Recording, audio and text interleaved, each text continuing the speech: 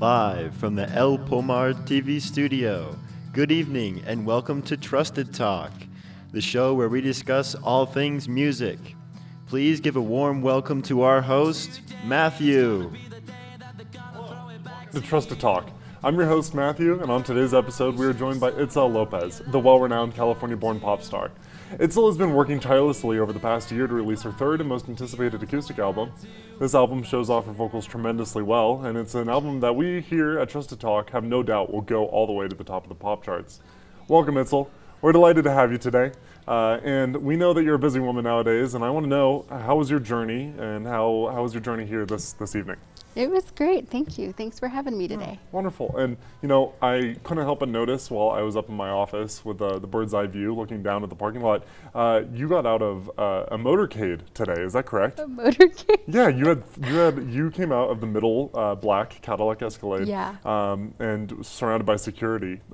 Yeah. Was that your journey for the most part from wherever you were to here? Yeah, it's always someone telling me where to go and what to do. That's wonderful. My producers don't give me any kind of security.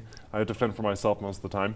For the viewers and the folks that don't really know you that well, and the people that are unaware of some of your work, what can you tell us about your music that you've done so far?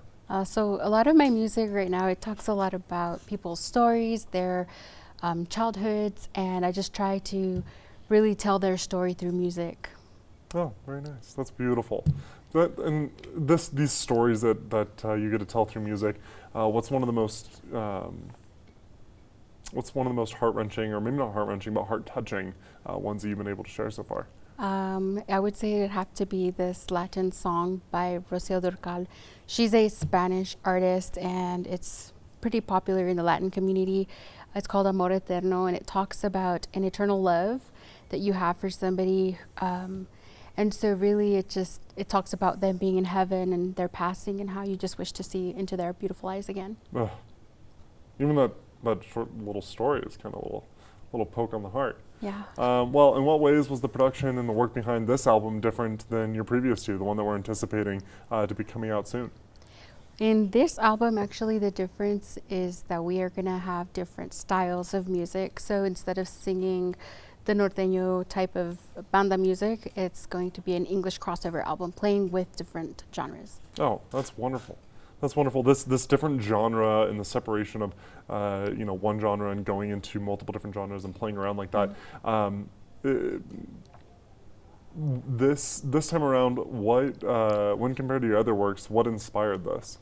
Well, we recently had a death in our family, so my boys recently lost their dad, their father. And it's about 2 years that it happened in a motorcycle accident. So it really inspired me to start telling my story as well and singing about it. And even if you get on stage and cry. Yeah, oh, that is wonderful. Well, we're really looking forward to this album, and there's definitely some great things to come. And we're excited for not only this third, but the fourth album as well. And folks, that's all the time that we have for tonight. It's been a pleasure to talk to you about all things music and all the other wonderful things that we've been able to talk about tonight. Yeah. Join us next week when we talk to country sensation Zach Bryan about his new album. We'll see you then. Yeah.